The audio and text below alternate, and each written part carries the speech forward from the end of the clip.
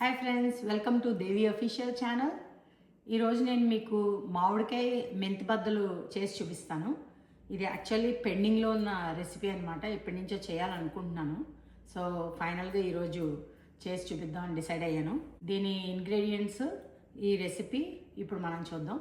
So ఈ మామిడికాయ మెంతి బద్దలకి కావాల్సిన ఇంగ్రీడియంట్స్ ఏంటంటే, నేను ఒక 2 మామిడికాయలు తీసుకుంటున్నాను. కొంచెం పెద్ద సైజే ఉన్నాయి రెగ్యులర్ కన్నా.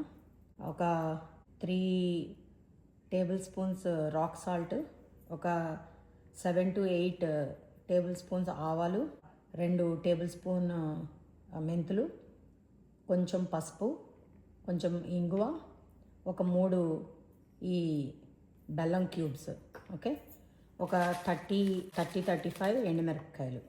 ఓకే, ఇప్పుడు ప్రొసీజర్ ఏంటో చూద్దాం. సో ఈ మామిడికాయలు ముందుగా మనం తొక్క పీల్ చేసుకోవాలి. నేను పీల్ చేసి ముక్కలు కట్ చేసుకుని మీకు చూపిస్తాను. నెక్స్ట్ ప్రొసీజర్ ఏంటో చూద్దాం. సో ముందుగా నేను ప్యాన్ పెట్టుకుని స్టవ్ ఆన్ చేసుకున్నాను. ఇప్పుడు మనం ఈ ప్యాన్లో ఒక 1.5 టీ స్పూన్ ఆయిల్ వేసుకోవాలి. కొంచెం వేడెక్కిన తర్వాత ముందుగా దీంట్లో ఈ మెంతులు వేసుకోవాలి. ఇందులో మెంతులు వేసుకుని కొంచెం కలర్ చేంజ్ అయ్యేంత వరకు వేయించుకోవాలి. ఫ్లేమ్ చూసి మీరు జాగ్రత్తగా వేయించుకోవాలి. దీన్ని ఎక్కువ ఫ్లేమ్ పెట్టేస్తే మాడిపోతాయి. అందుకని కొంచెం రెడ్ కలర్ వచ్చేంత వరకు వేయించుకుని దీన్ని. ఇప్పుడు కలర్ చేంజ్ అయ్యాయి కదా మెంతులు. సో ఇప్పుడు దీంట్లో నేను ఆవాలు వేసుకుంటున్నాను.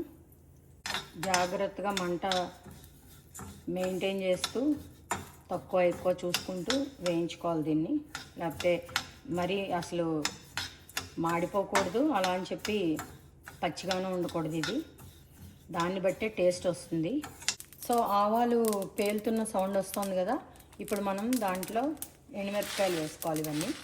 సో ఎండుమిరపకాయలు కొంచెం వేగాయి. దీంట్లో నేను ఒక 1/2 టీ స్పూన్ కన్నా కొంచెం ఎక్కువ ఇంగు వేసుకుంటున్నాను. ఇది కూడా చాలా మెయిన్ ఈ బద్దలకి. మెంతి బద్దలు ఇవి, మామిడికాయ మెంతి బద్దలు.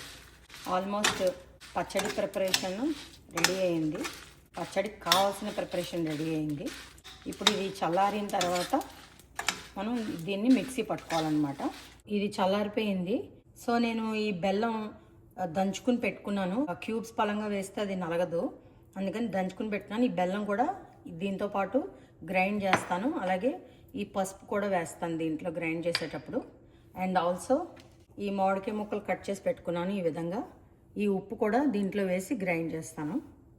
ఇప్పుడు నేను ఈ మిక్సీ జార్లో వేసుకుని పౌడర్ చేసుకుని మీకు చూపిస్తాను. సో నేను మిక్సీ పట్టుకుని పౌడరు ఇందులోకి తీసుకున్నాను. ఎందుకంటే 2 కాయల ముక్కలు కదా, పెద్ద కంటైనరే అవసరం పడుతుంది. సో అందుకని ఇలా గ్రైండ్ చేసుకుని పెట్టుకున్నాను పౌడరు. ఓకే, నేను ఇంకొకటి చెప్పాలి. ఇంకొక 1/2 టేబుల్ స్పూన్ సాల్ట్ యాడ్ చేశాను దీనికి. ఎందుకంటే మామిడికాయ పులుపు ఎక్కువగా ఉంది. సో అందుకని చెప్పి ఉప్పు కొంచెం ఎక్కువే పడుతుంది. సో ఈ ముక్కలు ఇప్పుడు నేను దీంట్లో వేసుకుంటున్నాను. సో ఇప్పుడు బాగా కలుపుకోవాలి దీన్ని.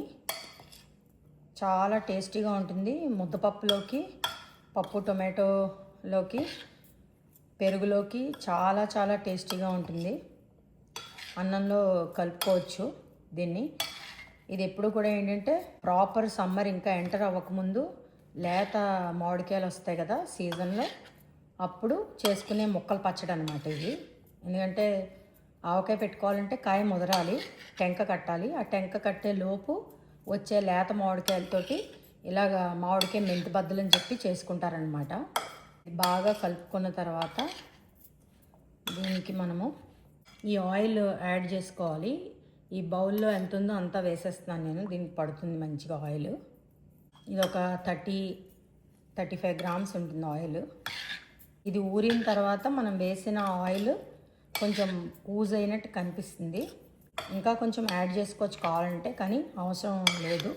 ఇది ఊరిన తర్వాత ఆ మిగతాది బయటకు వస్తుంది ఆయిల్ ఊజ్ అయ్యి. అందుకని చెప్పి దాన్ని బట్టి కావాలంటే డ్రైగా ఉంటే ఇంకా కొంచెం ఆయిల్ వేసుకోవచ్చు, లేకపోతే అవసరం లేదు. కానీ మీరు తప్పకుండా ట్రై చేయండి. ఇది సూపర్ డూపర్ ముక్కల పచ్చడి అనమాట, very very famous. So please do try. So ఎంతో టేస్టీ మామిడికాయ మెంతిబద్దలు రెడీ అయిపోయి మీరు తప్పకుండా ట్రై చేయండి. చాలా చాలా టేస్టీగా ఉంటుంది.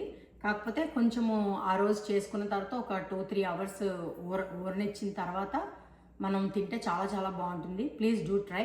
Please like, share and subscribe. Thank you so much for watching.